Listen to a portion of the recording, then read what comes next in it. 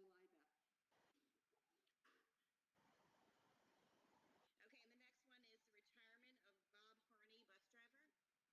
Yes, Bob, as you know, has been with the district for over, driving a bus for over 30 years. How long he's been with the district is a little shorter than that, but he is retiring, and we wish him well in his retirement. He has been a remarkable bus driver. He's going to be really missed. The students are going to miss him as well as the staff, so we wish him well. Okay, and the next one is Summer 2020 from Fred Thiel. His brochure that he comes out with. On the back is the Springs Ambassador photo from our visit when we went to Albany. It was just before the pandemic. So I want to thank Fred Thiel for putting us in his newsletter and for meeting with us when we went to Albany. Okay, and the next is the approval of minutes from June 1st, regular meeting, June 1st, work session, June 15th, regular meeting, June 17th, annual budget and trustee vote, June 22nd, special meeting, July 6th, regular meeting, July 6th, reorganization meeting, July 20th, regular meeting, and July 27th, regular meeting. All right, do I have a motion to accept the minutes? Motion. Second? Second. All in favor? Aye. Okay, and the next item on the agenda is capital project update. Okay, I am going to attempt to share my screen.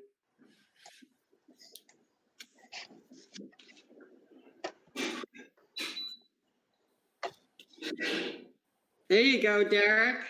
Got it. You're a pro now, Derek. All right. Yeah, I did a couple of practice runs before the meeting, so.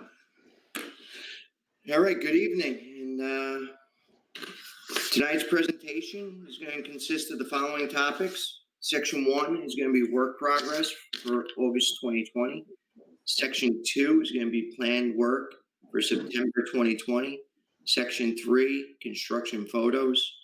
Section 4, the last 5 slides of this presentation, which consists of discovered conditions in classroom 54, and Jim Wadig of BBS will be discussing those 5 slides.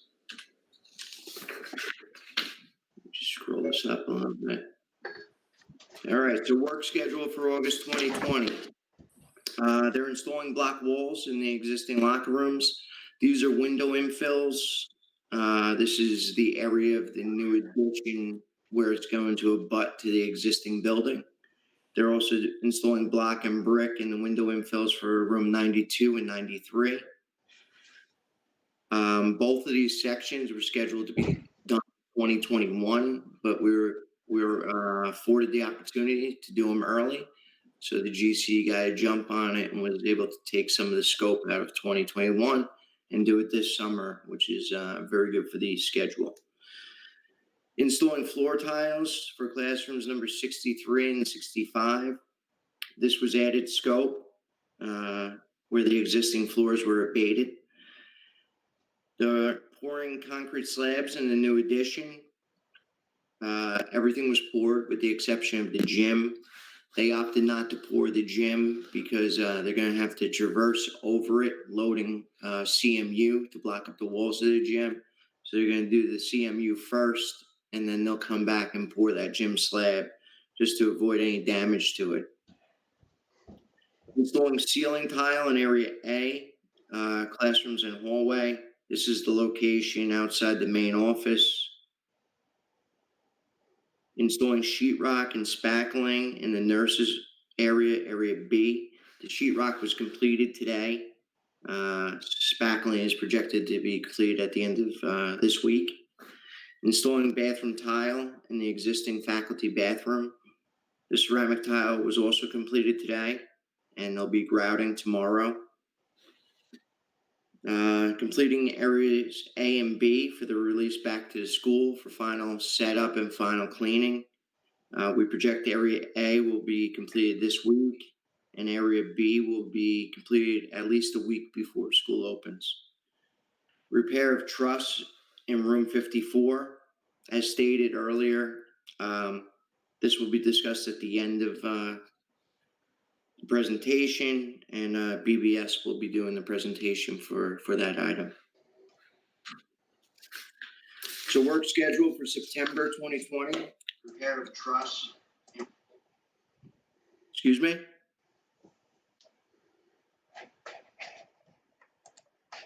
Work scheduled for September 2020. Continued new wall CMU for the new addition. They currently have about 10% completed. The progress was stopped to pour the concrete, and they are projected to recommence with the CMU on this coming Monday. The clearing of the field for the new ball fields and the construction of the new ball fields is scheduled to start tomorrow. Park East is also scheduled to meet with the fire marshal tomorrow to go over the new egress path that's going to need to be created from this work. So once we do that and we have the fire marshal on board, we will sit with the district to go over what that looks like and make sure all parties are on board. Installing steel columns and trusses for the new addition. So this is all the structural steel. The first delivery of steel is scheduled to arrive tomorrow, and they plan to start erecting steel on Thursday this week. MEP roughing and conduits with the new masonry work. This scope of work will be continuous with the masonry. So when they recommence on Monday, the mechanical, electrical, and plumbing contractors will work alongside of them, putting in their boxes and conduits for the wires and stuff like that. So these photos, it's best to look at the right photo first. The right photo is the ground preparation before the concrete. Some of the trenches that you see dug, that's for the new haunches. That's where the new CMU partition walls will be installed. There's a little bit thicker concrete that gets poured in those locations to support the CMU. To the left, you'll see the exterior CMU being installed. The openings are window openings. Below that, the yellow is a moisture barrier or vapor barrier. And then above that is the wire mesh, which provides the concrete with some additional structural capabilities. These two photos are showing the wall infills for rooms 92 and 93. This is where the windows were, and they're filling them in with CMU and brick. This is a new tile for rooms 63 and 65. These rooms were previously abated. The asbestos tile was removed, and new tile's down. As you can see, it's waxed, ready for desks and chairs.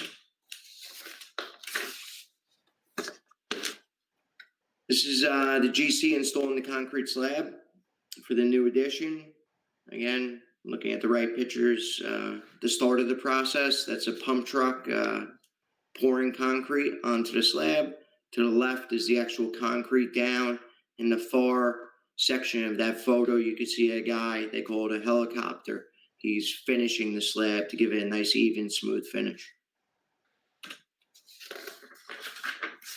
Again, some more pictures of the slab. This more indicates the mechanical rough-ins. So some of the pipes you see stubbed up through the slab are for the bathrooms. It would be the waste lines for the bathrooms, or it'd be lines for the roof drainage. I don't know what that slide is. This is new ceilings, grid and tile. Area A, to the left is the classroom, to the right is the hallway. So they're just doing some final cleaning this week, and that will be turned back over to the district. This is new sheetrock and spackle in the nurses area, which we call Area B.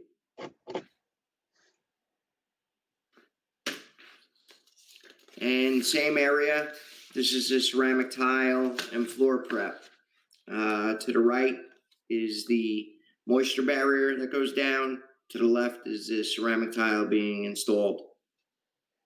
This is the last slide showing the updates for the project as it sits today. The next couple slides will be for BBS to go through the truss in that one particular room. But before we proceed, I'd like to know if there's any questions or comments.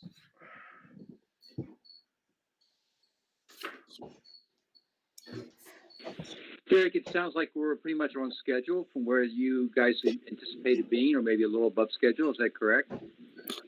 Yes, we are a little ahead of schedule, definitely on the exterior work. We're probably right on schedule. Could step it up a little bit more on the inside, but we feel confident both on the inside and outside of the building. We just want to get the interior spaces turned over to the district as soon as possible so the teachers could start setting up their rooms and such. So I'm going to be on site meeting with the fire marshal tomorrow. I'm meeting with Mr. Casal tomorrow just to look the interior and, finalize the game plan for teachers returning. So once school starts on September the 8th, pretty much the construction will be contained, so there won't be that much noise or that much dust and stuff happening that would interfere with construction going on in the classrooms. We're definitely going to monitor that because there is noise associated with some of the scopes, but we're going to try to limit those, and I'm sure it'll be a daily interaction just to make sure, and we'll try to do any of the noisier work after hours when school's not in session, just to not interrupt the students. Right, because windows will be open pretty much in the whole school, so. Yes.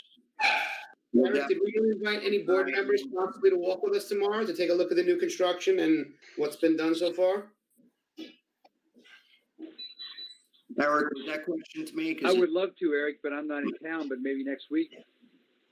Sounds good, Tim. I know Derek is coming out tomorrow. If any of you guys are available, you're welcome to come and join us tomorrow. It's on the agenda item for a board walkthrough, either the 24th or the 31st. I picked 2 Mondays, so we can talk about that at the end of the meeting. And I'll happily come out again, if there's another more convenient time. I would be happy to come and walk with everyone and provide updates. Oh, that would be great. I definitely look forward to that. Not tomorrow, but another time. That would be nice. Sure. Just let me know Thank you, Derek. if available. Thanks, Derek. Deb, first day of school for parents and students is the 10th, right? You're on mute.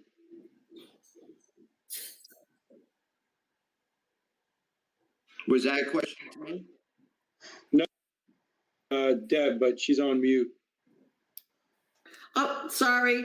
Yes, the A cohort will be in on the 10th, and the B cohort will be on Friday, the 11th. They're full days. Right. Okay, if that's it, I will pass it on to Jim Wadig. And Jim, I guess in an effort to not have you have to share, if you want, I could flip through the slides for you. Yeah, if you could, I don't have control over it on my end. Hey, Deb, this is Julie. I just got off the phone with Board Docs. They have a technical difficulty on their end. It'll be up in less than 5 minutes. Okay, thanks, Julie. All right, so we, in our last board meeting, we had a chance to update the board on what was discovered in classroom 54 with the truss that was found to have a crack in it. So we needed to explain where the location was, showed a plan and some details. This shows the interior photographs of the rooms with the ceiling tiles still in place, but the lighting fixtures all removed. I guess about where the area is where that ceiling tile is removed is about where the deepest part of deflection is with that beam. So if you go to the next slide, Derek. So this was the plan we presented. We showed the one beam that's in question. It's right down the center of the classroom. And as you can see, there'll be a lot of work to be done to get around it. obviously removing those ceiling tiles and some of that ceiling plaster work to expose that beam is going to be necessary so they can do the repair work that's going to be needed. But that truss spans the full length of that classroom. Luckily, it's only the one that we're dealing with, and we do have a repair that the engineer has provided us to make this fix, to be doable. So, if you go to the next slide, Derek, this was the photograph we had shown in our last board meeting where the classroom was, I guess, still occupied back in January, I believe. And we weren't able to detect any deflection back then. So we have the ceiling tile removed. We know what we're at and what we have to find. So the contractors are given direction what needs to be done. I think the next slide may be a detail. No, this is the photographs we showed where the cracks were discovered once contractors went up into the attic. So those are still the locations that we're dealing with in the repair of the trusses. Next slide. And so we had our engineer go out, take a look, come back with a preliminary design for how it needed to be fixed. We reviewed that design, determined that there were certain things that were difficult in the space that we were working within to achieve, like a full span of a large beam member to be installed. So it had to be separated into sections and spliced together in a way that they can work with smaller pieces of framing material. But the intent of how to do the repair is still pretty much the same. We're just doing it with smaller pieces of lumber, bolting them together in a way that'll allow all that insert framing to act as one, and not so much all these broken up pieces, but it'll certainly make it a lot easier for the contractor to construct. But there still is an extensive amount of shoring work that'll need to be done. As I mentioned, ceiling removal will have to take place to expose that truss, and then getting the framing materials in place and bolted together. So the contractor has come back with us with a price. We've reviewed their proposal and determined that there were certain things we felt were needed to be adjusted. So we're hoping to get our price back, revised quote back from them. But we're looking at somewhere in the range of 30,000 to the quote that we have was 39,000 to do this repair work in that room. We have allowance money in place we can utilize to fund this repair work, this discovered condition. So we'll be proceeding in that regard. And but we are still, making sure that the value of this work has been reviewed and that we can all agree that it's, the work that's going to be done will be done for the right price. But at this point, we're going to be taking the approach with the contractor. We'll be directing them to proceed with the work because the detailing that you see here is not going to change. This work will have to be done, and we will work through the process of getting the final price finalized. So we don't want to hold up any more time, going back and forth with them on negotiating when we know it's critical to get this stuff started immediately. And we don't see there's a reason why they couldn't. This material is readily available in the local lumber yards. It's all framing material. Shoring is all, basic lumber stuff. So it's not like we have to wait a long time for fabrication or anything. So that's a good thing. So if we give the contractor the directive to proceed, he pretty much has to move forward right away so that we take advantage of all the time we have left till school opens to get this work done. Is there any other slide on that, Derek? I think that was the last one. I don't think so, but there you go. Is there any questions on that repair work and what's needed to be done? Jim, this has to be a priority. We can't be without that classroom to open school. Right, and that's why we're gonna, issue the construction directive tomorrow, so that'll tell them you need to get started on this right away, and we're gonna, we'll work through the pricing as it's going forward. Now, Jim, you came out to do the audit of the district facilities audit 5-year. Did you look at any other classrooms similar, like as we changed our other ceilings out? Was anything noticed? In the classrooms that I went into, when they had the ceiling grids in, everything looked flat and plain. I didn't see any of the classrooms where there were existing hung ceilings. I didn't see notice any significant, drops in the grid. So, this particular area is one of the original areas of the construction of this building. So it's wood frame and trusses. All the other areas down towards the junior high wing are, more steel beams and bar joists.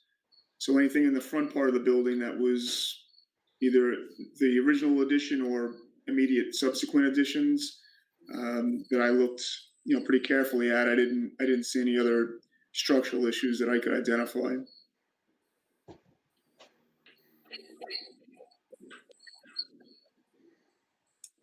Thanks, Jim. It sounds like you guys are on top of that.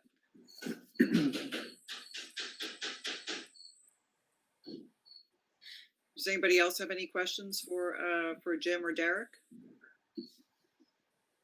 Yeah, I just think the ongoing status of that would be important for Deb as we get ready to open school. I mean, she's not wrong in saying that it's critical that we have that room available for our staff and kids as soon as possible. Does their proposal have a time frame and how long it will take? They have it broken down into man hours and duration. So that was one of the things that we had questioned them on. They were proposing like a 15-day duration. We feel it's something that could be done in a matter of 10 days. So, time and money, equates to, a significant cost when we're dealing with this. So we feel it's something that should be able to be handled in, a matter of 2 weeks. That's all we have. That's all we have. Reminder, Jim, we have 14 days, actual business days until school opens. So, we can't have that room offline on the first day of school. It's imperative that every space is available to us, or we're not going to have the opening that we thought we were going to have. So it's important that that space comes back online.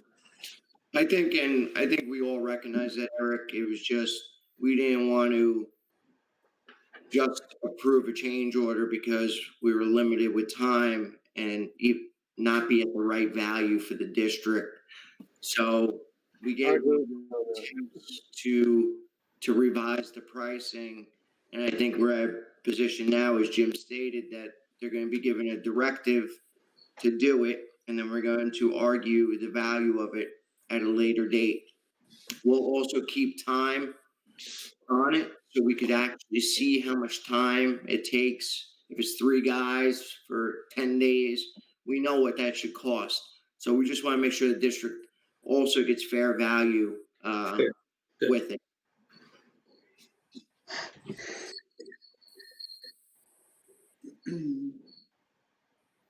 Any other questions or comments? Thanks, Eric. You're welcome. Have a good night, everyone. Good night, Derek. See you tomorrow. Thanks, you too. See you tomorrow. Thanks, Jim. Good night. Good night, Jim. Okay, item B under capital project update was the septic system.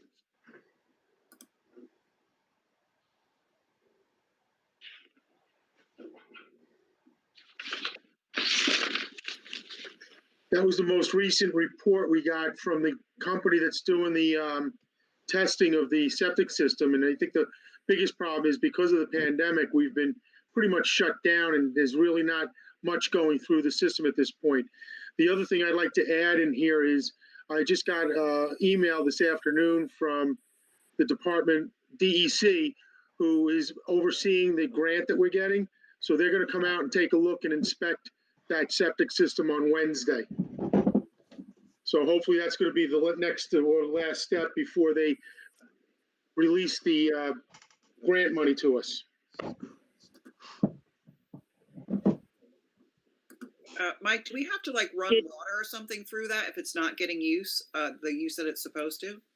Well, the only way to test it is it's got to have not just plain running water through it, but it needs to be used. The system itself needs to be used on a regular and consistent basis. So the next test that they'll do will probably be sometime in the fall, once we're, hopefully underway with classes and everything, and the toilets and everything are going to be used the way they're supposed to be used.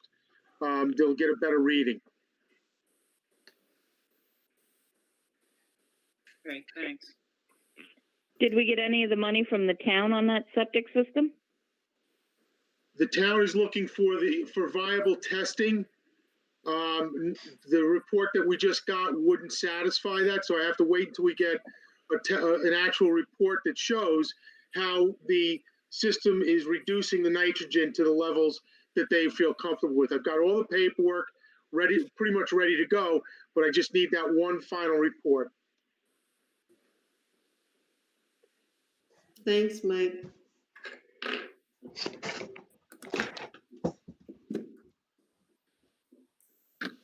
Hey, Mike, I'm sorry. Is there a timeline from the town or the DEC of showing operational system for the grant money? Because if they both want to operate, an operable system to show that it's past, doing what it's supposed to do, is there a timeline? No, I'll find out from the state on Wednesday, but I don't know that there's really a timeline. In the town, I like I said, I've got everything else ready to go. I just need a test that shows how it's reducing the nitrogen level, and we should have that sometime during the fall once we're back up and running. Right. I just want to make sure, because I know sometimes grants have a timeline on them, and I just want to make sure we don't have a timeline on any of this. Yeah, I know the state one didn't have a definite timeline, and they knew that this was a part of a capital project that was going to take a good year to complete the system before we can then start running tests and all of that kind of stuff. Thanks, Mike.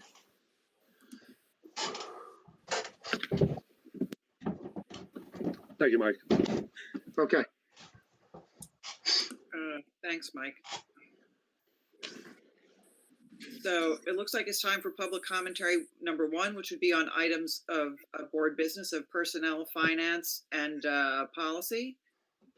Are there any questions for this, Julie? Barbara, I have a few questions, not a lot, regarding the opening due to COVID. I don't know if we want to address that in the second public commentary. I think we're going to be addressing that whole subject later, and we're going to take care of some business here first. Is the way? Okay, yeah, that's fine. I'll save that for the end. Yes. Okay. Thank you. Yep. Barbara, do you want me to do personnel? Yeah. Is Carrie not here? Yeah, Carrie's on vacation. Oh, all right. Okay. If you could do that, please. Yes. So we have Robert Harney, retirement. Appointment of Linda Cornell for the box room and the bus monitoring. She did a couple of days when Dina could not do the bus run, and then she's helping with boxes as they are coming in very quickly. We met with Mary Ann Sadowski, our attorney, who recommended that we appoint Carrie DeLalio as the coordinator, Title IX. We still have Erica Sal and Carrie as Title IX individuals, but she would be the coordinator. Then I'm happy to report we have a memorandum of agreement with our administrators union. That is there for you. And we have a leave replacement. Kelly Bucky will be in for Mrs. McGrath, who had her baby. Kelly is returning to us. You've met her before. She's done another leave for us. And Anna Jacobs has agreed to be my translator for my meeting tomorrow, as Elizabeth is also on vacation. So you have that appointment there.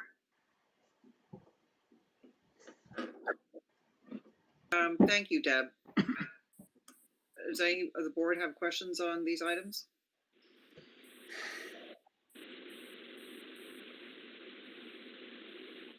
Okay, do I have a motion to move personnel items A through F to consent agenda?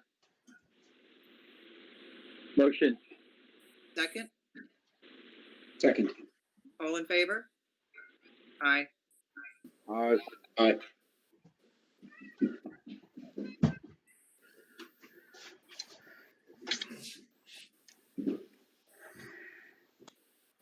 Mike, you want to do finance items?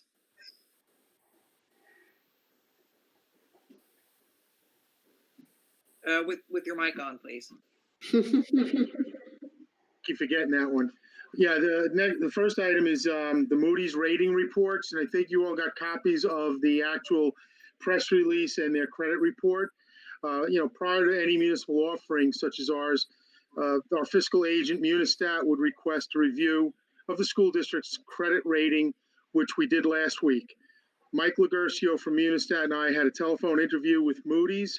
Moody's is one of the two credit reporting companies that review and rate municipal bond offerings. An offering of this size, typically, only one rating agency would be used since they're both fairly comparable and the pricing would be about the same. So it doesn't really pay to have both rating agencies rate the issuance. They review numerous factors that include our tax base, debt and capital needs, environmental concerns, and overall finances. They've cited our credit strength, stating that we have a growing tax base, high residential wealth indicators as compared to the rest of the state. We are compared to communities from Westchester down to the east end of Long Island.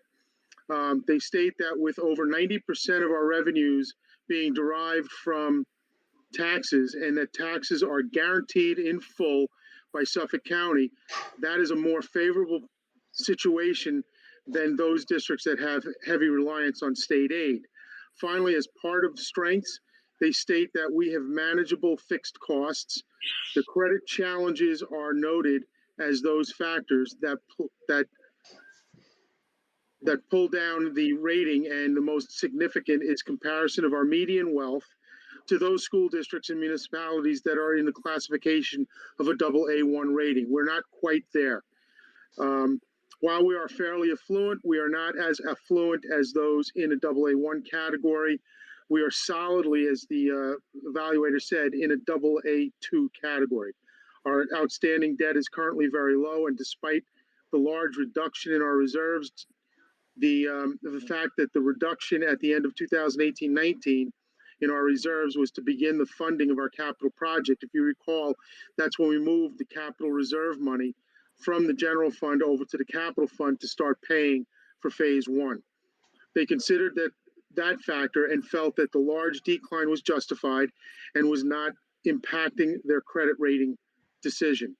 They looked favorably on the district for our foresight to provide for the state's reduction in state aid through our management of fund balance and use of appropriated fund balance while still maintaining the 4% limit on our undesignated portion of fund balance. They also commented on our allotment or our allotting a sum of money to help deal with the unknown additional costs of dealing with the coronavirus pandemic while maintaining our current credit quality. At the end of our interview, they stated that our AA2 credit rating was a solid position, and we were going to that they were going to reaffirm that rating. On Friday, the 14th of August, they issued their opinion and press release affirming that AA2 rating. So basically, after speaking with Mike Laguercio and his crew, they felt that this was a very good outcome for us on the credit rating, and it was complimentary for us. Going on to finance items 8, you've got the warrants for June and the warrants for July, along with the major expenditures. The one thing I'm going to say is in June, we spent a lot of money, close to $11 million in total, 10.7 million. But the biggest bulk of that was the repayment of last year's TAN principal and interest, which was almost 6.1 million. And we had catch up on our tuitions to East Hampton High School. We ended up paying 4 months worth of tuition. First one was for March and April at 1.9 million. The second one was for May and June for another 1.9 million. And the last two large items would have been health insurance and the BOCES charges. The other funds had very, nothing significant. I mean, the special aid fund, we paid off the balance of what we owed Eleanor Whitmore for the pre-K program. Then we've got Keith Grimes and Park East and Bert BBS for the capital fund. So in a nutshell, like I said, the general fund, we spent a lot, but we had the money, we got all our tax money in, so we were able to cover all those expenses, leaving us enough money to get us started into the new school year to cover our summer payrolls and some of our purchases.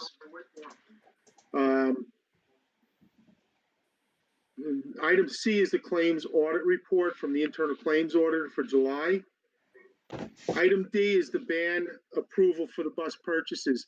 We had the resolution that was voted by the taxpayers to approve the purchase of another bus and issuance of a ban, and we did not actually get the resolution approved by the board.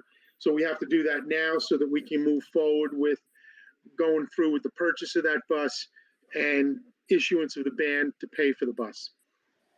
You've got Mike? Yes. Go ahead. I says Julie's gonna do all the contracts in Okay. Karen's absence, okay? All right, item E is the treasurer's reports for January through June. I finally was able to get Cullen and Danowski to finish that work off, so we now have that in place. The next items are the contracts. Okay, so the next items are the contracts. These are mostly for the special education department. Item F is the agreement with St. James Tutoring for the 2021 school year. Only if we need it. Correct. Item G is for Dr. Rosenblatt for the purpose of neuropsychological evaluation services. H is the agreement with Crossroads Education for reading consultation and professional development. I is the agreement with Health Source Group for certified nursing and licensed practical nursing per hour as needed. J is the agreement with David Krolakowski for augmentative communication consultant services, and you'll see a list of his providing services and fees for the 2021 school year. Agreement with Michael Guglielmo for music therapy for the 2021 school year. L is agreement with Community Cares Companion for the 2021 school year for skilled nursing staff services. And the fees and the services and the costs are attached to each of these items. And we also did a comparison of last year and this year, so we will be sending that off to the board for the contracts. And that wraps up finance. Okay, thanks, Julie. Does anyone, actually, Julie, does the ban for the bus have to be read separately, or can it be part of a consent? No, it could be part of the consent agenda. Okay. Does anybody have any questions about these items?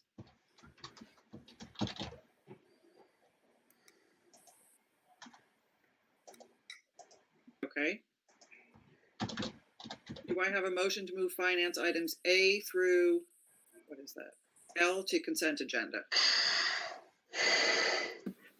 I'll make a motion. Second?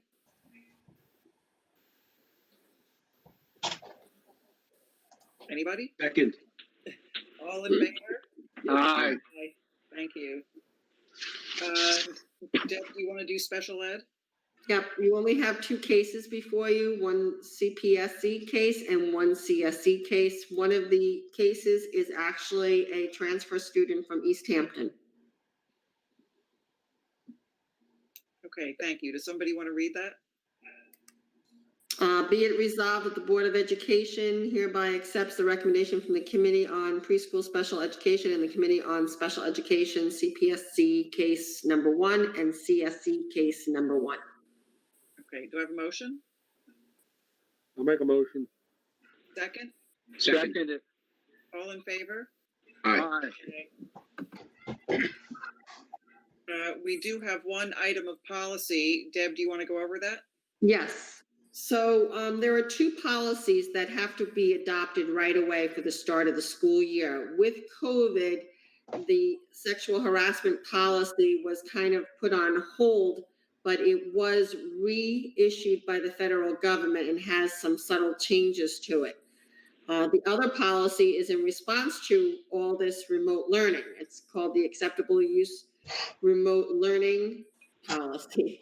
So by resolution, you can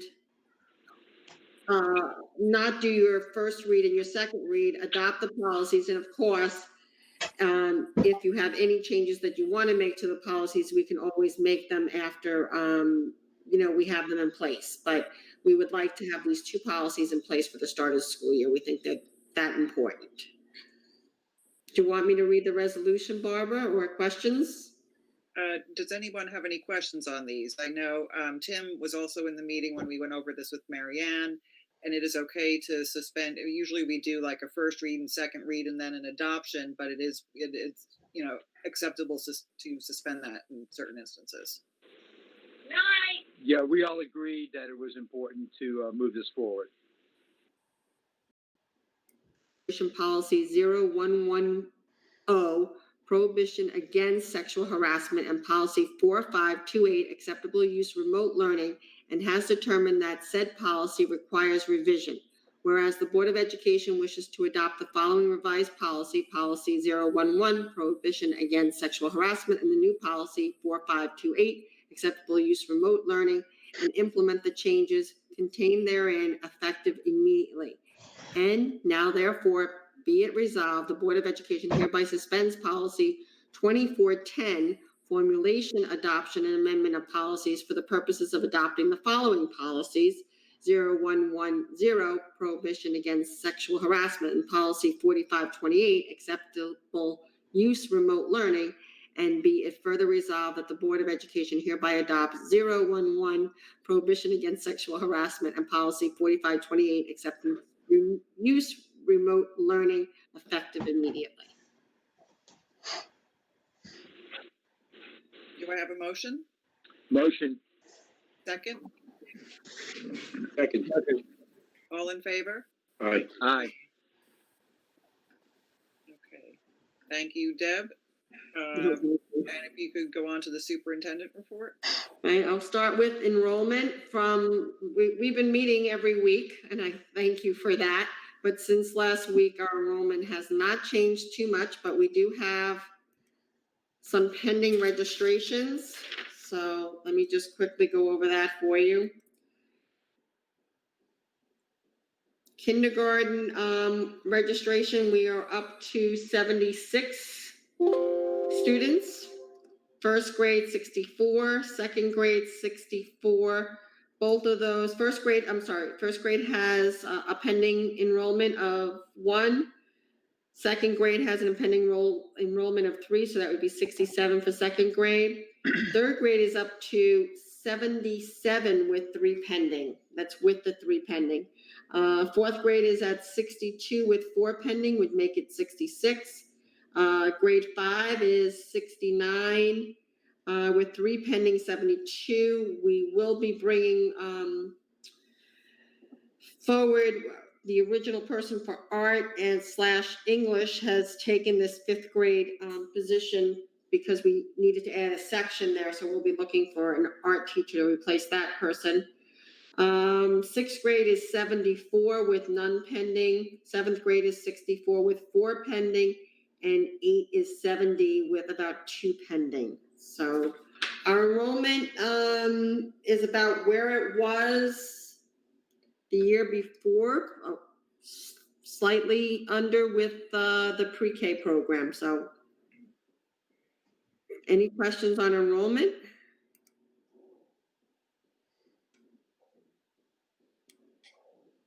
Okay, I get back to my screens here.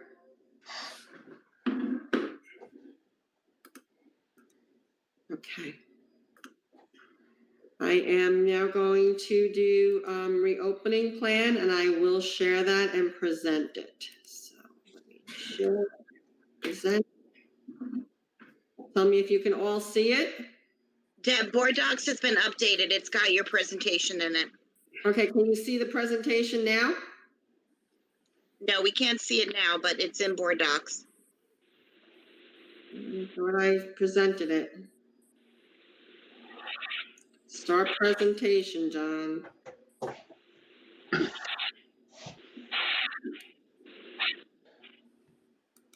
John, what am I doing wrong? Is it a PDF or a slide or? Slides. All right, let me try to do it from, Board Docs.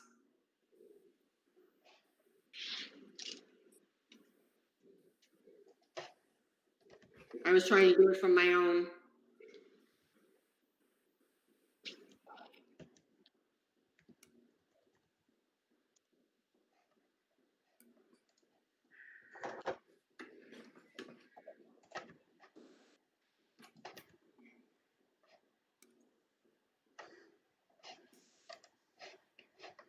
Julie, you said it's in Board Docs?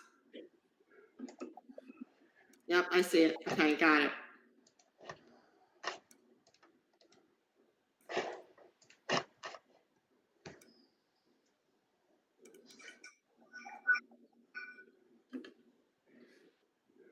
Yeah, John, I'm not able to present it. I guess because you have the meeting? No, that shouldn't be it, but is it a PDF? It's slides, John. Yeah, It's slides. that's a little tricky. Oh, there we go. Can you see it on my end, Deb? Mr. if I Gazel's present got it. Okay. No, I can't, but that's okay. I have my, We can see it now. Thank you, Mr. Okay. Gazel. You're welcome, guys. okay. All right, All right, so I'll start. take Yep, it away. I can see it. Thank you. You're welcome. So, as everybody knows, we have been working nonstop on our reopening plans since as early as July 27th, with guidance coming from the Department of Health, from the CDC, from the State Education Department, and most recently from New York State Facilities and Planning. We are opening safe, we're opening smart, and we're taking our time with this. We can't thank everybody enough for their time.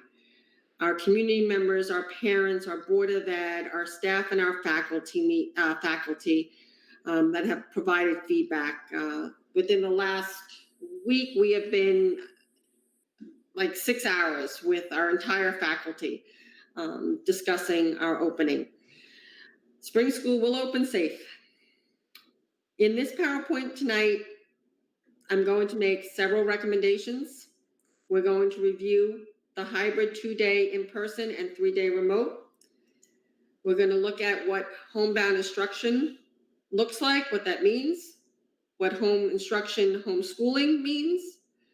We want to remind our parents about transportation and some other important reminders about the opening of school and about the meetings that we are going to hold in person outside the SYA building over the next 3 days. Okay, thank you, Deb. So we are recommending at this time the AB day schedule. A-day students with the last names A through LU would be coming to school for in-person on Monday and Thursday, and then would be on hybrid remote learning Tuesday, Wednesday, Friday. B cohort students, last names LY through Z, would come in Tuesday, Friday for in-person instruction, with Monday, Wednesday, and Thursday remote. As I mentioned at the last board meeting, there will be some exceptions to that based on the fact that with enrollment numbers in kindergarten and 8th grade, the class sizes wouldn't be very equal. So we'll have to adjust that based on student needs and as well as enrollment. Hybrid in person, I'm going to go a little bit more in depth here. This is for the 2 days in person and the 3 days per week remote. In person, you're going to have synchronous and asynchronous learning. This is where it's live and engaging. Students are interacting, plus also doing follow-up activities similar to what a normal school day would look like. Students would have opportunity for peer interaction and collaboration. One of the key things for all of the committees, from the instructional committee to the health and safety committee to the guidance plan redevelopment committee, really was supporting the students and staff social and emotional wellness and needs. We need to keep in mind that kids have not been in school for 6 months. One of our focus this year, especially for the beginning of the school year, will really be to rebuild those relationships, really have students and staff reconnect to school. We feel that that is the most important thing that we can do for our children and for our staff when they first return to us in September. We will be taking attendance each day, regardless of whether students are in person or remote learning. All of our code of conduct expectations, including technology expectations, will be in place, and this will also include all of our DASA requirements. Provided below is just some typical instructional activities that you would see. One of the things that we are going to be doing is providing all of our students, whether they are first grade, second grade, all the way up to including eighth grade, 2 specials per day, which is new for the elementary school students. Right now, that's something that's been accustomed and relative only to 6th, 7th, and 8th grade students, but we're going to be providing 2 special area classes per day for all of the in-person learning. And these will include, obviously, art, music, STEAM, library, facts, science, the typical classes that we now normally provide. I'm going to go on to the next slide here. Subject areas. As you know, we have been talking about staffing. We will be dedicating 1 PE person to each class, whether it is on a grade or whether it's in a cohort. PE will be outside. I know the district is currently looking at the possibility of bringing on some tents to further allow us time to go outside and give kids breaks and have them spend as much time outside as possible. PE and health will be combined. So you may have one time where you're outside doing activity, another time you may be indoors working on some type of health activity. Specials will be provided quarterly: art, music, family consumer science, STEAM, library, so on and so forth. Again, what we needed to really do here with our schedule is take our K-8 schedule and break it up on a Monday through Friday format. So there won't be any more A days or B days for the foreseeable future. We'll all be pretty much on a Monday through Friday schedule, and this allows us to share staff and make sure that we're being as equitable as we possibly can to children at the primary level, up to and including students at the middle school level. Okay, I'm going to move on to hybrid remote. These are the days that students will be learning remotely. Again, we spoke about having Wednesday as a flex period. One of the things that we're going to be working with our staff was that Wednesdays will be when both cohorts are remote. However, depending on how this infection rate plays out and how opening up plays out here on the East End, Wednesdays is a possibility that we may be able to phase in a additional in-person day moving forward. We're hoping that sometime in the later fall we'll be able to do that. One of the things that we will be doing, even for the days that students are on remote learning, is that student attendance will be required. Something a little bit different than what we did back when we were all closed, is that students will have to check in with their teachers at the times that teachers are available. Keep in mind that teachers will be teaching live students even on the days that they're working with their hybrid students, their remote learning students. Again, some additional listing of some of the activities that kids may be able to do. We will not be providing students on that Wednesday or the days that they are in that cohort, especially Wednesday, with specials. So on Wednesday, the students will not have any specials since they will all be working from home. We will concentrate predominantly on the core subject areas for elementary as well as their mandated classes for middle school. Deb, I'm going to ask you to take it from here. Thank you. So we had a number. Oh, so this is, okay, thank you, Eric. We had a number of parents who responded to our survey for remote only 5 days a week. We had one of our staff members who's doing her administrative internship actually call all 78 parents who were surveyed. The phone calls, 11 want remote learning, 5 were undecided, 27 families were called in Spanish waiting for responses, and another 32 were either called or emailed with no responses. Just because we put out a survey, I think parents weren't sure what remote only meant. And that's why I asked Eric to explain what the remote side of the hybrid looks like. That's when a teacher will touch base with their students, but will prepare an entire day's worth of work for those students. So because they're in a classroom teaching, they can only check in on their preparatory period with the class that's on remote. So when we looked at remote only 5 days a week in response to not just a Springs area concern, but a really state of New York concern. There are some districts coming back 5 days a week, and some parents would like the hybrid. There are some schools coming back on a hybrid, and the parents want 5 days a week. Some want remote 5 days a week. We go back to our guidance documents, and everything refers to the vulnerable populations and accommodations for those students. So those parents who feel that their child may not be ready to come back on a hybrid due to medical reasons would fall under something called 504. That's an accommodation plan. This counts for staff as well, who may be compromised due to COVID with their own medical conditions, and some of those conditions are listed there. I'm going to ask anybody who thought that they were interested in remote and falls into one of these medical categories to please contact Carrie Delalio at her email address there to see if your child qualifies for an accommodation plan. You would need medical documentation for that. And the accommodation could be remote 5 days a week, or it could be the fact that we are social distancing to a great degree. Our classroom average size is about 770 square feet. We're requiring masks on all our children. We are cleaning and disinfecting multiple times during the day. So when you go back and speak to your physician and he understands the accommodations that we are making for all our children, that doctor may say, gee, you're in very good condition compared to a school who may not be having their children wear masks, or a school who cannot socially distance. The guidance from the Department of Health are very clear. It's social distance and wear masks. So I just want our parents who are concerned about their children's underlying medical conditions to know that these are some of the accommodations we're already making, but if a physician indicates that you require further further accommodations, we would definitely look at that remote only 5 days a week, but not for all students. Our hope, as Casal said, is to bring back students 5 days a week at some point in time. Right now, with the guidance that we have, the social distancing really prevents us from doing that. And we think our class sizes are going to be very nice, about 9 to 12 in a classroom.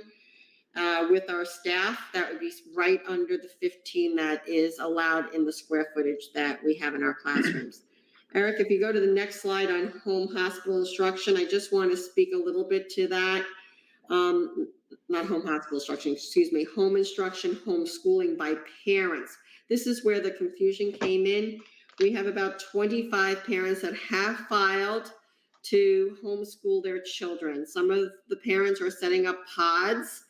They sent me an email. I sent them a letter acknowledging their email to me, and now they need to fill out the application and send it to me. And of course, I will sign off on it, and they will be providing quarterly reports to me as to what they are doing with their child, who they will be providing the home instruction, homeschooling. These plans are called individual home instruction plans, and the state of New York allows districts and superintendents to approve these and monitor them going forward. In some states, it's the actual state that does it, but here in New York, it's actually the superintendent of every district. So for those parents who are considering that option, again, just email me and I will forward you the packet of information, and then you will send back your plan. Eric? So Eric, you got this one. Yep. So for our hybrid, again, some of the things that we spoke about earlier, our teachers will be taking daily attendance. If a child does not obviously show up for that course at that given time, one of us will reach out to the parents to find out why. Our code of conduct, including our technology use policy, is in effect. That includes even when students are hybrid or you're on hybrid instruction. As you know, we allowed our students to have and keep their Chromebooks for over the summer. And our students, for the most part, have done a nice job. We haven't seen anything really bad come across our desk at all. But again, all of our code of conduct expectations and technology use policies are in place. This includes DASA, which is the Dignity for All Students Act. Whether students are in school or out of school, The expectation is behavior will be appropriate. And grading, we will go back to our regular grading practices. I know that at the last quarter, the fourth quarter, the board was kind enough to not hold any student harm, cause any harm for students, to suspend that to a certain degree. We are going back to our original grading expectations. The expectation here is that whether they are an in-person or hybrid, school is school, and teachers will be approaching it that way. So students will be expected to participate, whether they are in person or whether they are on hybrid those other days. Next steps, Deb? Yep, our next steps, and again, this is to make the group small so that we can have conversations going forward. The weather looks nice, but if you cannot make one of these times or you have multiple children, please pick a time that works for you. We will be outside the SYA building tomorrow, 9:30 for kindergarten, 8 to LU, helps you meet some of the parents in that cohort. B, LY to Z, at 11:30 tomorrow, and then grades 1 to 5, A to LU on Wednesday at 9:30, followed by grades 1 to 5 in the B cohort, LY to Z, Wednesday afternoon at 11:30. And then grades 6 to 8 on Thursday, the same process, 9:30 for the A group, A to LU, and then 11:30 for the B group, LY and Z. There was a parent that called today that said she can only make something in the afternoon. Please call my office. I'd be happy to meet you outside the SYA and answer your questions in person. This is just our way of, answering your questions, making you as comfortable as possible about what we're doing. So please feel free to reach out and come to any one of these meetings. Again, if you have multiple children, just pick one. It doesn't matter. Deb, just a reminder, social distancing, obviously, and masks for anybody coming to the meetings?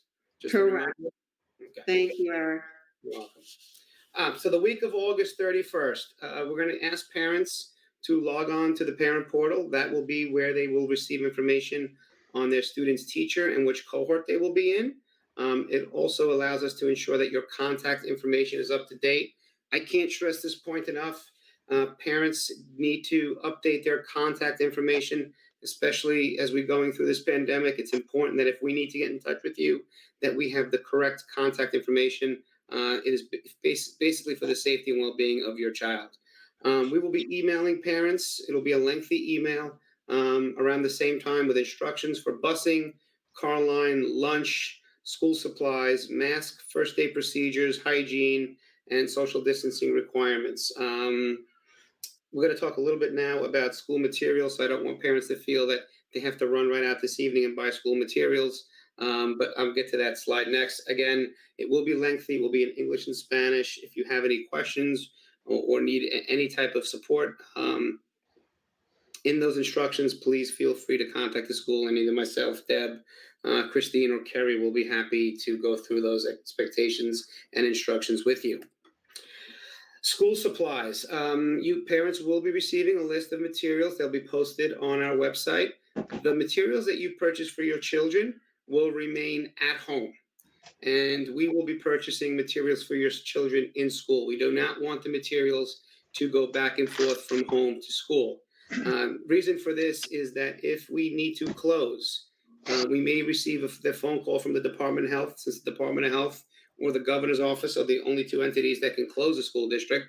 We may get that phone call on a Tuesday night at 8 o'clock that we need to close school for at least possibly 48 hours or more that Wednesday and Thursday. Having the materials at home for students to do work provides the kids an opportunity to get that work completed. So we will make sure that they have materials in school, and the materials that parents will be picking up for their students will remain at home in case we have to do some type of closing, or they can use those materials on the hybrid days. We're asking that each student do bring a pair of headphones that can be stored in the classroom and easily cleaned.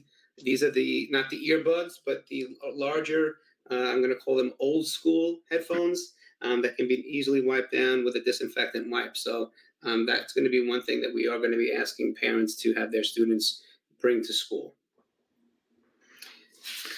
First day of school. As to this later on tonight, the board is going to be making a revision and adopting the new calendar for the 2020 school year. Cohort A will be coming to school by last name A to LU, and as I mentioned earlier, maybe a little different in certain grades, just to keep registration and enrollment equal. Their first day will be Thursday, September 10th. This will be a full day of school. With dismissal starting at about 2:45. You'll get all this information in that email. This will also be for kindergarten students for those 2 days. If you're in cohort B, last name LY to Z, your first day of school will be Friday, September 11th. Again, this is a full day of school for everybody K through 8th grade, with dismissal beginning at about 2:45. September 8th and 9th, as you know, we're asking them to be virtual superintendent conference days for our staff to get them ready to come into the building. Busing, Ms. Winter? Yes, I want to remind parents that busing is by request this year. We are not loading buses with 90 students on them. We are loading buses with 42 students on a bus. We're leaving the seat behind the driver vacant. We're loading from the back to the front. Every student that takes the bus must wear a mask. We are not able to social distance on the bus. We would then have only about 22 students on a bus. Our bus drivers are all coming back with the exception of the one that's retiring. We are looking to still hire drivers. If there's anybody out there, we have our drivers trained in Riverhead. But please, please, please make sure that you contact Lena at that email address if you require transportation. The CDC and the Department of Health recommends when you can drive your child to school, but we do realize that we have parents that cannot. Our windows will be open, our vents will be open, so dressed appropriately as the weather gets cold. Again, rainy days will be a problem if that rain is driving into the bus. We also will have protocols in place to clean the bus between routes and to disinfect and clean our buses at the end of the day as well. So busing is available. You just have to let us know that you need them. Okay, mask reminders. All students in grades K to 8 will be required to wear masks, except obviously when they may be outside or taking a breathing break, a mask break, or eating lunch. Frequent mask breaks will be provided throughout the day. They will be inside and outside. Things like bandanas, gaiters, and masks with valves or vents will not be permitted. We're asking parents to send their children with a mask to school. If a child forgets a mask for the day, we do have masks in stock, paper masks, disposable masks that we can provide children, and then they can discard at the end of the day. Some reminders. This is where life is going to look a little bit different for us, especially in the foreseeable future. No early morning drop-off will be provided anymore. As you know, right now, up to this year, 7:30, parents could drop off their children. We're not going to be able to do that. Drop-off will begin at 8:20. As you know, students will have their temperatures taken, whether they're on car line or on bus transportation. At 8:20, once they've had their temperature checked, then they will be able to go into the school and go to their homeroom period. No after-school activities. We are still waiting to hear from Section 11 regarding sports. We will keep our parents posted once we know more about what's going on with sports. No outside groups, including Project Most, will be allowed to operate on the school site after school. This includes not just Project Most, but the Girl Scouts, Boy Scouts, any athletic clubs that have used our gym in the past. Those organizations will not be allowed to use our premises for the near future. Transportation will be provided to Project Most at the neighborhood house. So we will be transporting a number of students who are registered to go to Project Most. They will go from our school, to Project Most. Parents will have to pick them up at 6 o'clock. No outside delivery of food, things like pizza, sandwiches, supplies, materials. We will not be allowing anybody into the building. If your child should forget their lunch, we will have lunch there for them. So we assure you that no one will go hungry. General store will prepare student lunches for early morning pickup. Parents will need to pick those lunches up and then bring their child to school. General store will no longer be dropping lunches off at the school on a daily basis. East Hampton has been kind enough to provide breakfast and lunch grab and go. That will be delivered to the school in the morning as well as in the afternoon for lunches. So again, students will have the opportunity to eat if they forget to bring their food from home. Our open houses will be virtual. Again, we're trying to limit the amount of visitors that we have in the building at any given time. Our parent-teacher conferences and meetings will be virtual, at least for the beginning of the year. Of course, we understand that there may be exceptions. And again, I can't stress enough, please make sure that your contact information is updated in the parent portal and in eSchool. Thank you, Mr. Casal. You're welcome, Deb. Questions? The board first, I guess.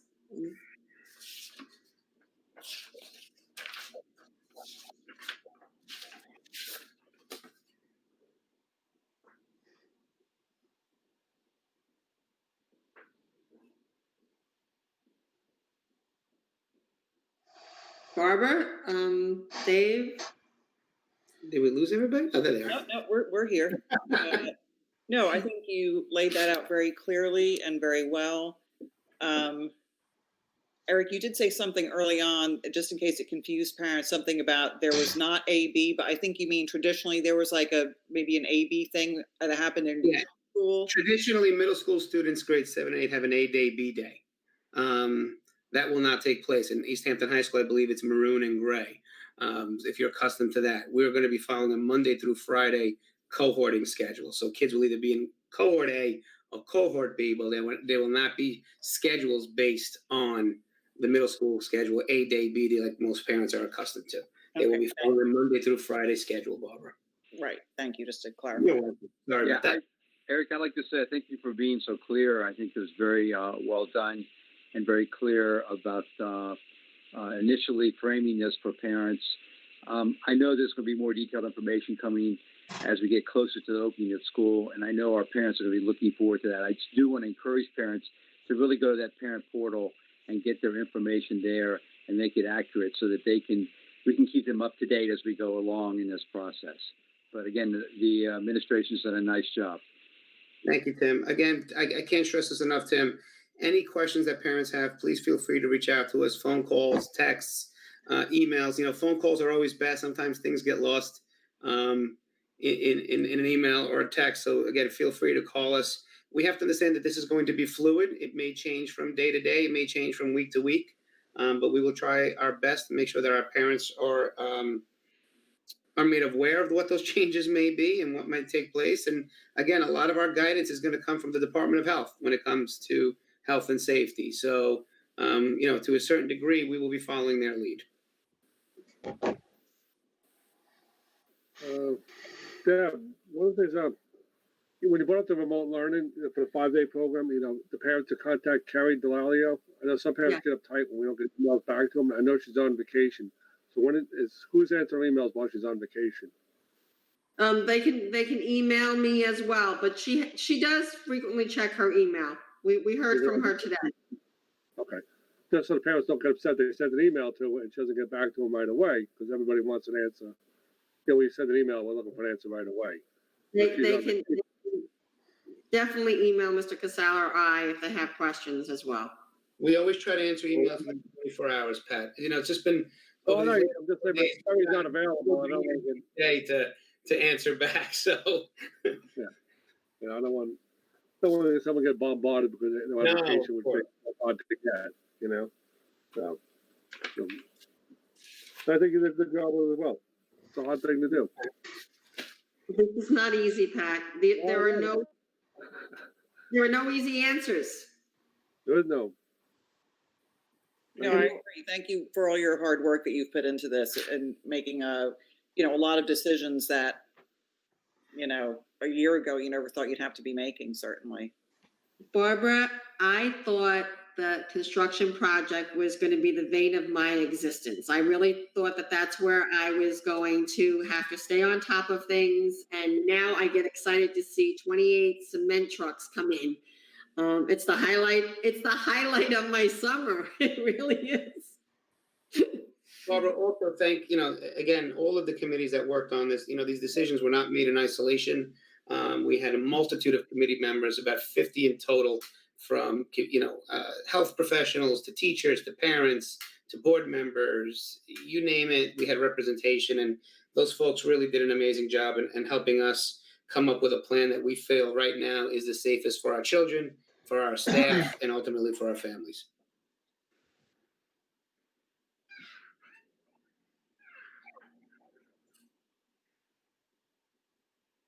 We want to take questions from the community, Barbara?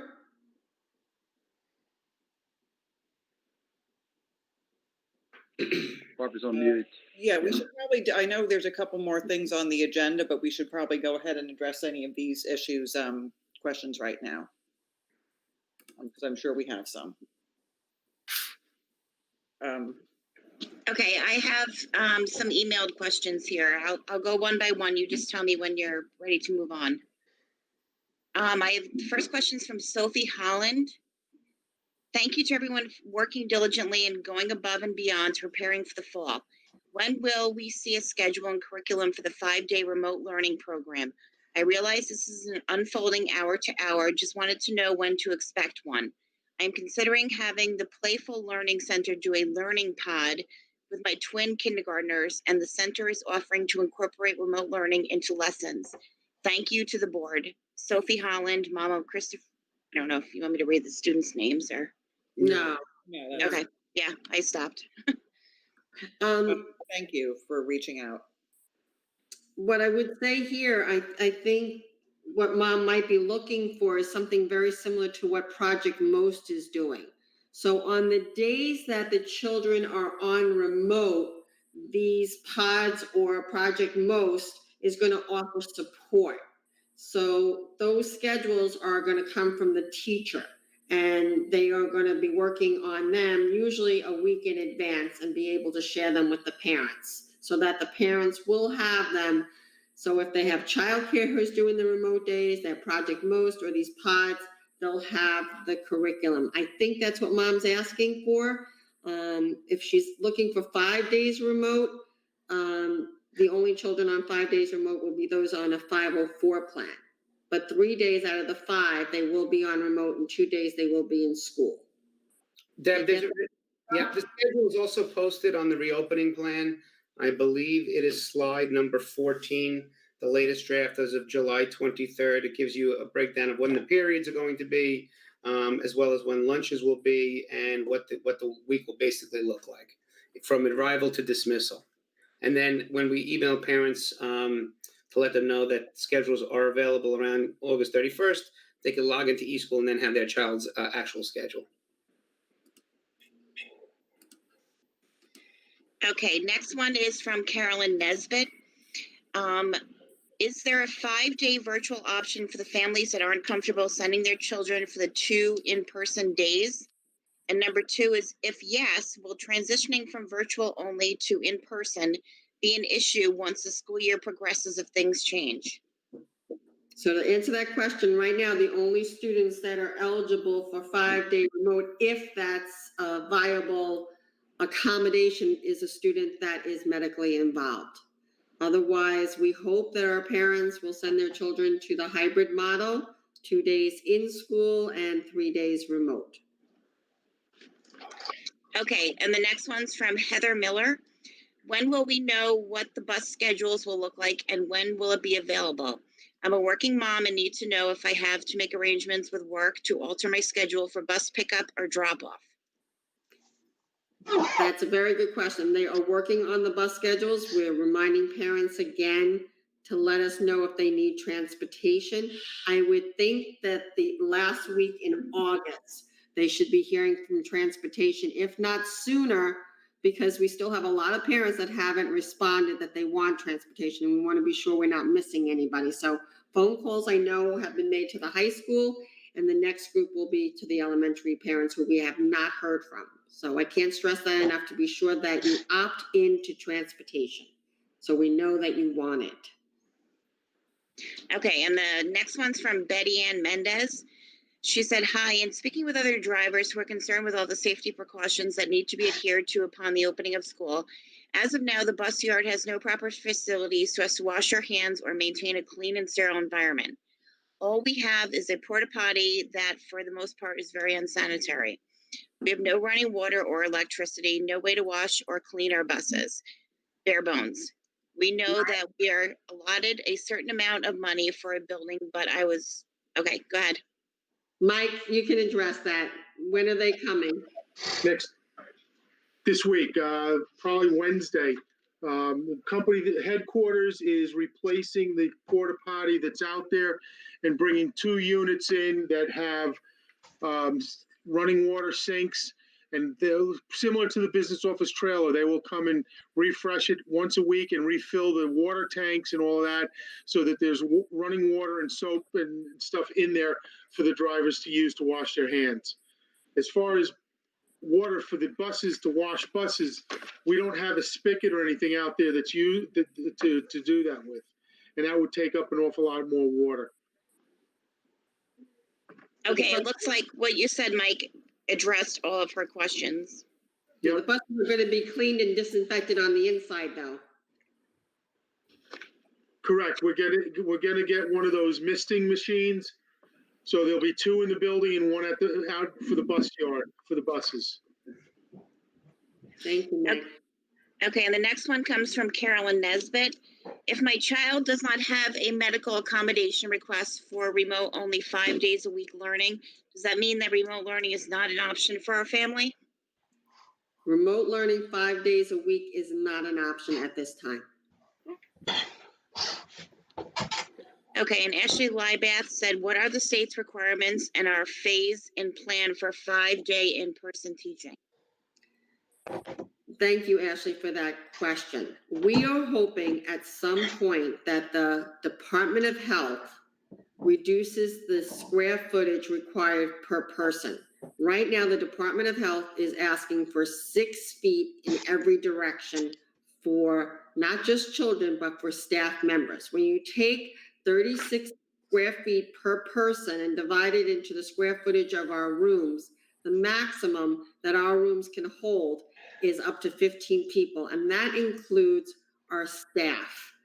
So right now, we're limited to that social distancing, but, it really depends on how well we do, and if the infection rate stays low, that the Department of Health could reduce that social distancing. The Department of Health also is requiring masks to be worn with social distancing. So we would like to get to 5 days, but right now we can't get to 5 days because of the social distancing requirement. Our classes are just too large to make that happen. Okay, the next one's from Elaine Bickley. What accommodation will be made for teachers with medical issue or not comfortable coming back to school? On an individual basis, they would have to provide that medical documentation to Kerry Delalio, and reasonable accommodations could be exactly what we're mentioning, is the social distancing assurance, the mask wearing, the hand soap sanitizers. For others, it could be, working from a small room or working in an environment that doesn't have to go into multiple rooms. A teacher who is just a 5th grade teacher versus a teacher who has to push into several rooms, like our art and music and STEAM folks are going to be pushing into multiple classrooms. So a reasonable accommodation for that person could be working in one classroom. But just right there, just make sure that it has to be documented, correct? Correct, medical documentation for all accommodations. But when we say accommodations, it could be something very reasonable. Like making sure that everybody's 6 feet apart. Correct. Okay, and the next question comes from Dave Lease. He said, in the event of a storm that would knock out telecommunications or internet services for the district or partial areas of the district, is there a contingency plan for getting students their daily or weekly lesson plans and instructional work in a hard copy form? If we're open, we have copy machines, we could make copies because we have generators. But yeah, that's something we have to think about in the event of a hurricane, and we could be closed. That's another possibility. If you can't provide remote instruction, we could be closed. Okay, and his next question was, for family that have children in multiple schools, i.e. the high school and Springs K through 8, is there any flexibility to align the students' cohort days to match other siblings' schedules to better assist the family home dynamics or parenting and work schedules? On an individual basis, we can do, change the cohort for some, as Mr. Casal said, some of the cohorts may even be different than what we're projecting based on the numbers, but we're not doing an AABB that matches the high school, because instructionally, we feel the AB is better for our elementary students. But he should definitely email us if he has a particular concern. We've had all sorts of different requests. Okay, I'll email him after the meeting. And then lastly, as the school calendar progresses, will there be continued open discussions for adaptation of the plans put forth today based on infection rates either increasing or decreasing? And he said, I thank you again for your work as hard as you all have in these unprecedented times. David and Rachel Lees. Thank you. Our committees will continue to work and look at this. Like I said, this is a fluid process. We didn't come to these decisions without having tremendous amount of input from our staff, from all of our committee members, stakeholders. So I am sure that these plans will be reviewed periodically, probably every couple of weeks, to see where they need to be adjusted. Right now, we just want to get the kids in, see how it works, see what needs to be tweaked. We want them to reconnect to the school. We want our teachers to reconnect to school. We believe that right now is the most important thing, the safety of the students and their social and emotional well-being. Okay, the next one is from Mr. Dolan. I would like more information on what a typical middle school day would look like when the kids are remote and not in the building. Live stream is not happening, so students will receive assignments from their teachers. And apart from reaching out to their teachers during the teachers' planning period, the kids are on their own, ? Will the kids have more access to the teachers on the Wednesday when neither cohort is in the building? I know this is a very difficult time, but I'm concerned that the kids will not have enough interaction with their teachers. Want to take that, Eric? Sure. Yeah, I mean, that is what we're seeing on paper. That is the plan on paper. But until, again, the kids come in there, it's going to be difficult to determine how that's going to actually look.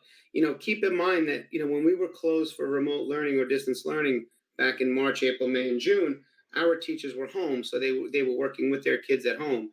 When children now, and whichever cohort is at home working remotely, those teachers still will have a group of students in front of them working. So, kids will have to, and parents will have to understand that they will need to check in with those teachers when those teachers have those available hours built into their schedules. Because if they're teaching a cohort A math first period, I'm just using the math teacher as an example, and she doesn't have a period open until third period, she's not going to be able to reach those kids until third period. So parents have to be flexible as well too, as do kids. The difference between what we were doing in the spring and what we're doing now is that we're going to have children in front of us. Okay, and the next one's from Charlene Thomas. Will there be clear dividers or sneeze guards on the desks for the students? Why is Springs the only school not offering remote learning options? If we had more families that took that option, we could have more kids in school, ? It's a very good question. The reason we're not offering the remote only option is we do believe that the hybrid model brings children into school at least 2 days a week that we can see them, and we feel we can do it safely. We also don't have the resources that other school districts do. I know East Hampton is offering the remote model, but I know Montauk is not offering the remote model. Several schools in Suffolk County, mostly the South Shore, we learned tonight, are not offering the remote model. They're offering either a hybrid on the secondary level and full on the elementary level, because that's what's expected of us. We just can't open full because of the social distancing requirements. We've looked at it every which way. As I said, we come up short for K-2. We come up extremely short for K-8. We decided to open equitably K-8 because, what grade is better than another grade or more important than another grade. We did not feel we could make that decision at this time. Okay, I don't have any questions as anything more right now. And we can go back to the agenda, Jules? Yes, and I will, if anything comes in between now and the closing of the meeting, I will certainly let you know and read those. John, have you had anything come in on YouTube? I know Carrie had been sort of manning that at some of the last meetings. Yes, there are a few chat questions. Related to reopening, John? Yes. Do you want to go ahead and present those? Yeah, I think Julie touched on a few of those, but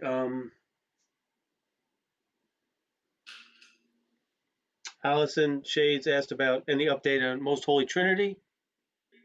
Yes, I reached out to Most Holy Trinity, and there are a couple of rooms available, but the district would have to share the rooms with Project Most. There is no security there. There is no nurse there, and the building is used by the public at different times for different programs. So I don't think it's a viable option safety-wise for us. I'm very concerned about the safety and the health of our students and our staff in an environment such as that. So we've had multiple offers. We even had an offer to go to Wainscott, to a church in Wainscott.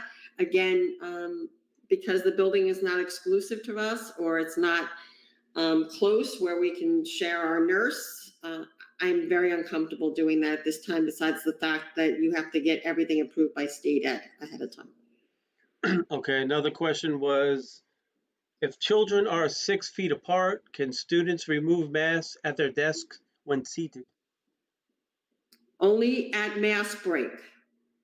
So if the students are, let's say, not speaking, they're not participating in a lesson, and they've been sitting there for a while with their mask on, the teacher can either do mask break by rows, mask breaks by, students that are silently reading.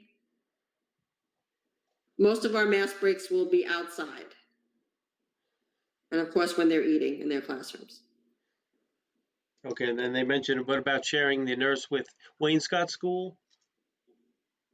Wainscott has their own challenges, as does Sagaponic, about their increased enrollment. We would also have an issue of how we would get students over there with our busing, which is, I don't know how that would get figured out, I gotta say. I just can't see us dividing our children and our staff in multiple settings that are used by multiple individuals. The safety factor alone. Yeah, I totally agree with that, Deb. We got to keep people on campus as much as we possibly can. I mean, I think these are all very good thoughts of thinking outside the box and how we can really make room for our kids, but logistically, then what happens with specials? You can't have that going on for students. It's unfortunate, but I like the way people are thinking community-mindedly, certainly. But John, have you got any more? You might have touched upon this. Can you clarify what the remote instruction entails? It sounds like there will be no instruction, as the teachers will be busy with the other cohort. I think we did touch on that. They will be definitely given a full day. We said 90 to 120 minutes, Eric, for elementary of work. Yes. And the teachers will have, They'll put videos and things of that nature on there to model things. But their only real interaction will be the periods that they have assigned to work with kids, answer questions, get back to parents, their office hours, so on and so forth. It's not going to be like we had back in the spring. And we do have to provide E&L services, and students with disabilities still get their special ed services and AIS services in math and ELA. So there will be multiple teachers supporting our students. I also think that students, on the day that they're not in, they will have plenty to do, because in this situation, I think you said that people are not going to be assigning homework. So it's not like what you do in school on Monday on A day, you're expected to finish that night. That's really, you're going to be working on that on the following day when you're not there, correct? Correct. No homework. Okay, there's two other texts here. So no, Okay.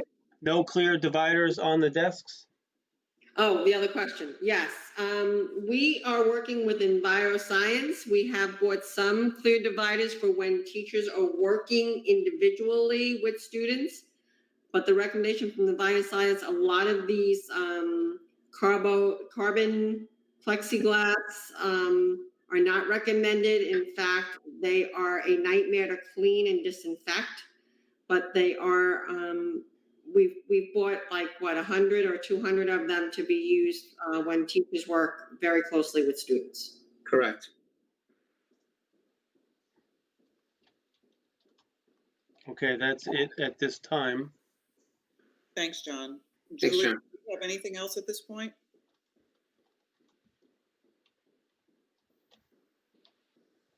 All right, well, Julie can revisit that. Yeah, I do, Barbara. I'm sorry. I didn't realize I was muted. Can you hear me? Yes. Yeah.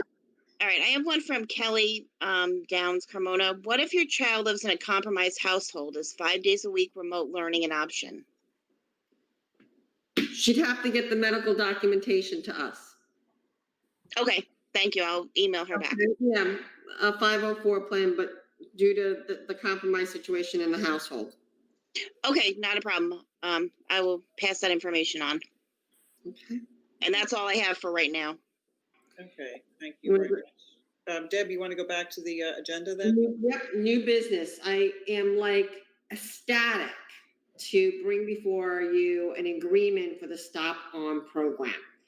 This program started over 10 years ago to put these cameras on your stop signs on the side of the bus that will record, take a picture of the car passing a bus.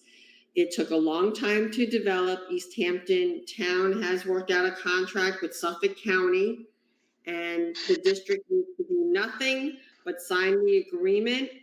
The county will provide the cameras. The county will reimburse East Hampton for their trouble.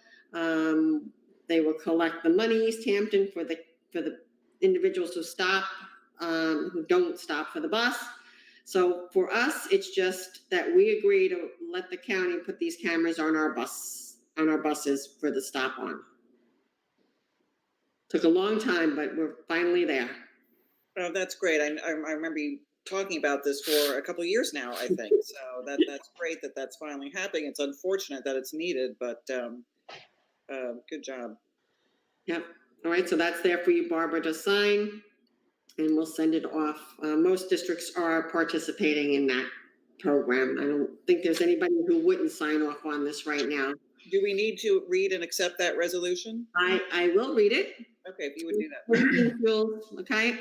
Whereas the Springs Union Free School District intends to participate in the County of Suffolk School Bus Stop On Enforcement Program hereinafter the Stop On program, and whereas the Stop On program is authorized under New York State Vehicle and Traffic Law 1174A, and whereas pursuant to New York State VTL Law 1174A, in order to participate in the program, Springs Union Free School District must enter into an agreement with the county. And therefore, be it resolved, the Board of Education hereby approves the Suffolk County School Bus Stop On Enforcement Program opt-in agreement made between the County of Suffolk, Springs Union Free School District, Bus Patrol America LLC, and Bus Company, which is Springs, and agrees to bound by its terms and authorizes the Board of Education president to execute the same. Okay, do I have a motion? Motion. Second? All in favor?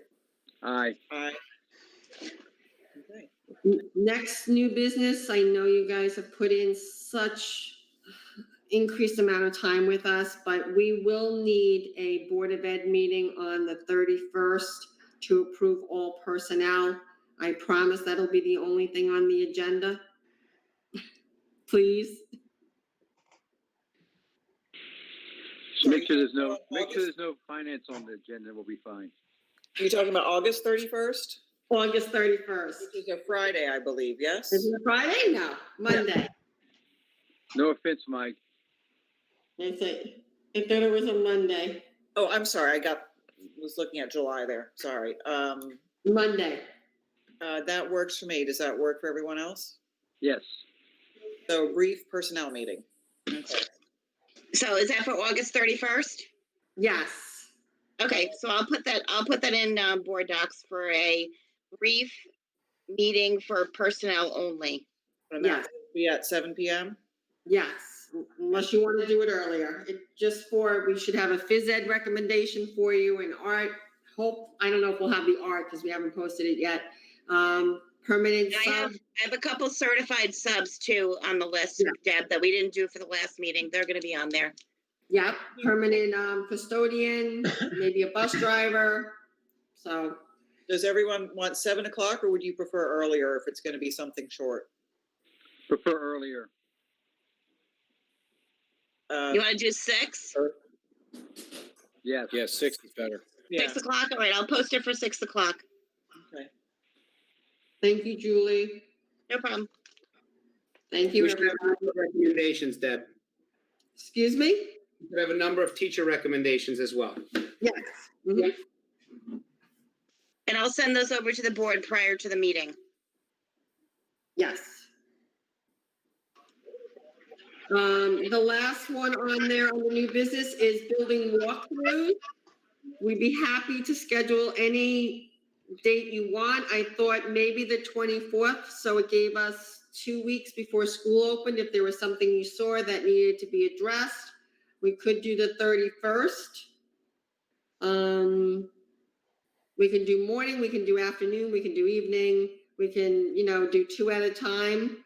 But I really like it when you visit the school, and especially this year with the social distancing, to see our classrooms. Right. The construction, the nurse's office should be done. So the later you go, the more you'll see, but the earlier you go, you might see something that you would want to address before we open, so.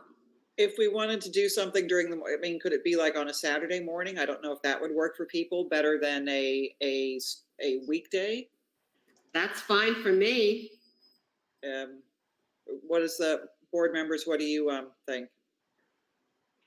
I'd rather do it during the week. I'd rather do it during the week, and then the construction people will be there too, right? Yes, Eric said he'd join us any day you say, so. No. I'd rather not a weekend. Okay, anytime is fine for me. It's. You want to do it together? Do you want to do a small group? Well, we're pretty. I'm around. Just set a time and we'll see who can get there. Yeah. Why don't you pick the 24th, because that will give us time, because I know in the past, we've had questions about things and you've addressed them then. So if we could try to do the 24th at, see if Derek can be there and what time works for him, and let us know. What time works for all of you? Do you want to go late? You want to go like? Better in the afternoon. Or you want to do afternoon? But that might knock Amy and Pat out. What's the date? We'll figure it out. Do midday, whatever. We're going to look at the 24th. Yeah. What time? Do you want to do lunchtime, like 11 or? Put up whatever works for you guys. Well, I'll figure my schedule out. What works for you? How's 11 o'clock sound, everybody? Does that sound good? That Sounds good. 11. Sounds good. Great. Okay. I will invite you all. Building walkthrough on Monday, August 24th at 11 a.m. Let's double check that with Amy and see if that can work for her or what. Okay. You sign off? And then the old business is the calendar, Barbara. And that the change we made was adding another superintendent's conference day instead of election day. And then the first day of school being the 10th. Right. Okay, do you want to go ahead and read that? Yeah. Be it resolved that the Board of Education hereby approves the revised 2020-21 school calendar. Okay, do I have a motion? Motion. Second? Second. All in favor? Aye. Julie has more questions. Yes, I do. The first one is Kristen Keys. So students can expect 90 to 120 minutes of work on days they are at home learning remotely, and will check in with teachers for one period on those days, ? Yeah. Correct, Eric? Correct. Okay, and the next question is, actually, it's a statement. STA would like to thank our administration and the Board of Education for all their hard work and putting together this safe program for our students and our staff. We appreciate all the open conversations that you had with us and look forward to more of them in the future. Oh, thank you. Nice. And that's all I have from the community and from the staff. Thanks, Julie. I appreciate the STA sending that. I know how closely you've been working with them, and you know, it's good to know there's a good partnership going on there, and you know, I think we're in a good place. I agree, Barbara. It's been a pleasure. It really has to work with so many people that are so passionate about doing the right thing for children, including my colleague, Mr. Casal there. He's my safety guru. Yeah, thank you guys very much too. This has certainly not been easy for anyone, and you know, you're giving us very good leadership, and we certainly appreciate it.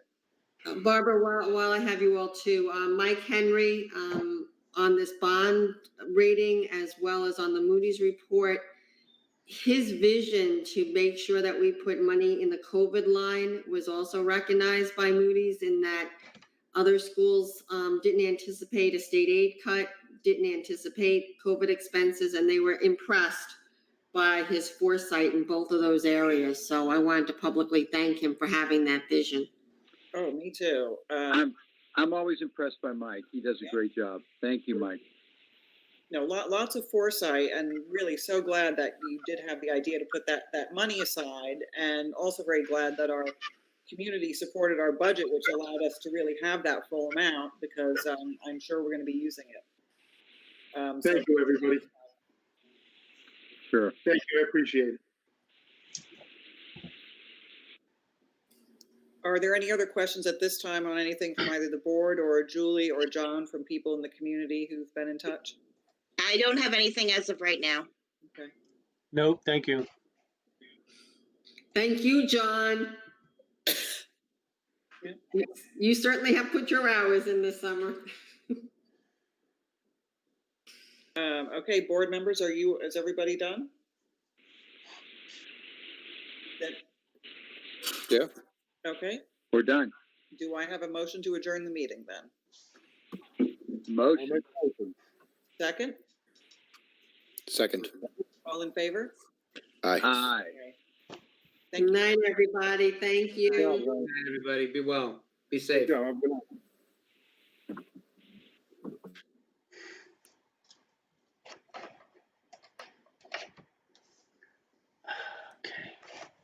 Thanks, John. Of course, you're welcome. Long nights. Well,